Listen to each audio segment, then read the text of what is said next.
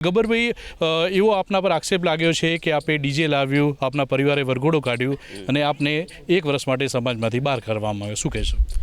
Already programme બધી જગ્યાએ ચાલુ જ છે. 3 જિલ્લા માટેનું બંધારણ છે, તો બંધારણ હોવું જોઈએ તો આખી સમાજ માટે આખા ગુજરાતમાં હોવું જોઈએ. બધી જગ્યાએ ઠાકોર સમાજ છે અને આ પોતે ડિસિઝન લઈ લીધું છે. મને એમ લોકોને પૂછ્યું નથી, બોલાયા નથી. મેં 3 કલાક રાહ બી જોઈ છે અને આખું પરિવાર ને આખું કુટુંબ અને આખું ગોમ મારા ફેવરમાં છે. 4-5 જણાની આયોજન કર્યું. ઓલરેડી જે પબ્લિક હતી બધી બહારની હતી, જે જોવા આવેલી હતી એ પબ્લિક હતી ને આખું ગામની સહમતી લીધી નથી. અને જે આયોજન કર્યું છે ને એ લોકો બધા ઓલરેડી નશાવાળા જ છે, પીવાવાળા છે. ને એમના વતીનો કોઈ બી ગામનો વ્યક્તિ છે ને સોગન ખાય ને કે ભાઈ આ લોકો નથી પીતા તો એમનો ગુલામ થઈ જવા જીવન.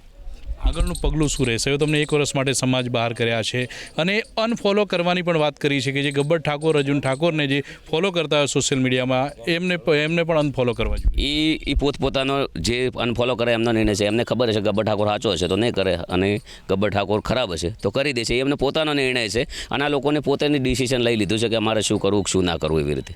તમારા ગામમાંથી પણ એક કાકા આવ્યા હતા અને બેઠકમાં માફી પણ માગી હતી કે હું માફી માગું છું, અમે ખોટું કર્યું છે, અમને સ્વીકાર છે, જે પણ નિર્ણય લઈશું તે. માફી માગવાવાળો વ્યક્તિ એની ખોટું નથી કરી, ખોટી માફી માગી છે. એક અમને નેચા દેખાડવાની વાત કરી છે. એ લોકોને અમને પૂછ્યું નથી, અમારા ગામમાં કોઈ મિટિંગ થઈ નથી, કોઈ બંધારણ થયું નથી અને એ લોકો કદાચ જ્યાં હોય તો એમને કોઈ ચર્ચા બી કરી નથી. ખાસ કરીને 1 વર્ષ માટે આપને બહાર કરવામાં આવ્યો છે. શું 1 વર્ષ પછી તમે ફરી સમાજ જોડે જશો કે હવે આગળનો નિર્ણય શું રહેશે તમારો? આમાં કેવું છે કે એ પોતાનો એમનો નિર્ણય છે. એમને મુબારક, ખૂબ પ્રગતિ કરીને ખૂબ આગળ વધે. ઓલરેડી હું સમાજ બહાર હશું તો કદાચ કોઈ દિવસ સમાજ મારી સાથે નહીં રહે. 4-5 દિવસની અંદર મિટિંગ કરશું, અઠવાડિયાની અંદર મિટિંગ કરશું એટલે ખબર પડી જશે કે સમાજ ગબ્બર ઠાકોરની સાથે છે કે ગબ્બર ઠાકોર સમાજની બહાર છે. ગામ તમારી જોડે છે કે નહીં? કેટલા ઘરો ગામના તમારી જોડે? કેમેરો ફેરવી દો એટલે ખબર પડી જશે. ગોમ કેમના ફેવરમાં છે ભાઈ? ગોમ કેમના ફેવરમાં છે? મારો લગ્નમાં અવાજ બી બેસી ગયો છે અને આજે મારો પ્રોગ્રામ હતો. પ્રોગ્રામ છોડીને એક મિટિંગ જે જગ્યા જે બોધેલો હતો ને એ પણ જગ્યા અમારી હતી. તમને આ મિટિંગમાં બોલાવવામાં આવ્યા હતા કે નહીં? બિલકુલ નહીં. મિટિંગની વાત છોડો, બંધારણ થયું ને એ બંધારણની કોઈ પત્રિકા એમને આલી નથી કે એમની કોઈ જોણ નથી કરી. 3 દિવસ લગ્ન રહ્યા તો કોઈ પૂછ્યું નથી. અર્જુનભાઈ પણ છે. અર્જુનભાઈ, શું કહેશો? 1 વર્ષ માટે તમને સમાજમાંથી બહાર કરવામાં આવ્યો છે, તમને અનફોલો કરવાની પણ વાત કરવામાં આવી છે. તો પહેલી વાત તો અમને સમાજમાંથી કોઈ બહાર કાઢ્યા જ નહીં, એ અમને પોતાનો નિર્ણય છે. અમને સમાજ બહાર કાઢવા હોય તો અમને તો બોલાવો, તમે શું ગુનો કર્યો છે, સમાજ જેમ કરે કે એમ અમે કરવા તૈયાર છીએ. કારણ કે અમે કોઈ ગુનો કરીએ, સરકારનું બંધારણ બંધાયેલું છે. આપણે સરકારમાં કોઈ ગુનો કરીએ તો સરકાર આપણને પૂછે, જજ સાહેબ પૂછે કે તમે આ ગુનો કર્યો છે, આ ગુનો તમને કબૂલ છે?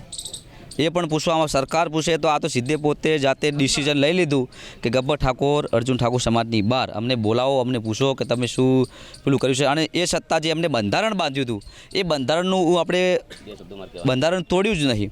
બંધારણ હાલ પણ તમે જોઈ શકો છો કે લગ્નમાં ડીજે લઈ જાઓ ને આપણે લગ્નમાં ડીજે લઈ ગયા નહીં અને આપણે ગોમમાં જે પરંપરા અમારી હતી એ અમે કર્યું છે. એટલે આખું ગોમ, જાબડિયા ગોમ અમારા તરફ છે. હાલ તમે જોઈ શકો છો અમારી સાથે 500 માણસો છે તો 500 માણસો સમાજની બહાર થઈ જાય. આ તેમને કહી દીધું પોતે જ કે ગબ્બર ઠાકોર, અર્જુન ઠાકોર સમાજની બહાર. પણ એવું કોઈ નથી. એમને પોતે જાતે નિર્ણય લઈ અને એ પોતે બસ 4-5 ગાડીઓ આવી નિર્ણય લઈ વિડીયો બનાવીને જતા રહ્યા.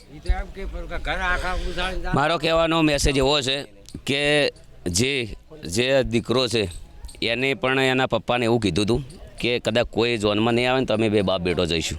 એવી બી ચર્ચા થઈ હતી. તો ખાસ મેસેજ છે, સમાજનું બંધારણ ખૂબ પાળજો. 50% નિયમો ખૂબ સારા છે અને 50%માં નિયમો બહુ ઘણા બધાને નુકસાન થાય એ ટાઈપના છે. અને એવી મારા કાન પર 50 આ લોકોને કાર્ડનું બંધારણ કર્યું હતું પણ મારા ત્યાં 50 પત્રિકાઓ પણ આવી છે. એમનું પણ ઘણા લોકો ઉલ્લંઘન કરે પણ ખાલી ગબ્બર ઠાકોરને જ ટાર્ગેટ કર્યો છે.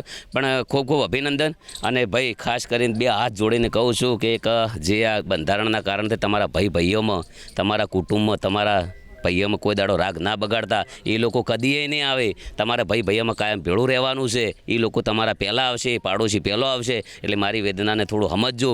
અને જે ડીજેવાળા છે, સાઉન્ડવાળા છે, રિધમવાળા જે 10-15 હજાર લોકો જે સંગીત જોડે જોડાયેલા છે એમની રોજગારીનો પણ સવાલ છે. તો એ લોકોનું પણ ખૂબ વિચારશું. અમે મિટિંગ કરીશું અને એ દિવસે પણ આખી દુનિયાને ખબર પડી જશે કે ગબ્બર ઠાકોર સમાજ બહાર છે કે ગબ્બર ઠાકોરના ફેવરમાં સમાજ છે. જય બાબારી, જય રોમાધણી, જય કર. આ હતા ગબ્બર ઠાકોર અને અર્જુન ઠાકોર. તેમનું કહેવું છે કે અમને પૂછ્યા વગર નિર્ણય લેવામાં આવ્યો છે, એમને પૂછ્યા વગર સમાજ બહાર કરવામાં આવ્યો છે. ટૂંક જ સમયની અંદર તેઓ ગામ એકઠું કરશે અને એ પછી આગળનો નિર્ણય લેશે. ગોમ કેના ફેવરમાં છે ભાઈ?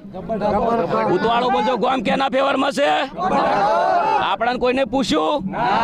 3 વાગ્યા સુધી આપણે રાહ જોઈ.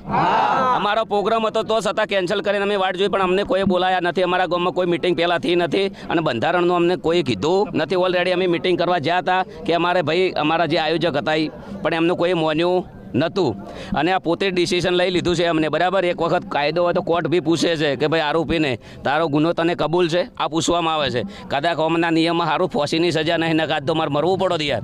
અને આ તો સારું છે કે એના ઘરમાં હું નહીં રહેતો ને શિયાળાનો ઢાજનો ઠરી જોત. પોતે ડિસિઝન લઈ લેવું ને પોતે બોલવું, એમને ખબર નહીં કે શું કરવું શું ના કરવું એમ.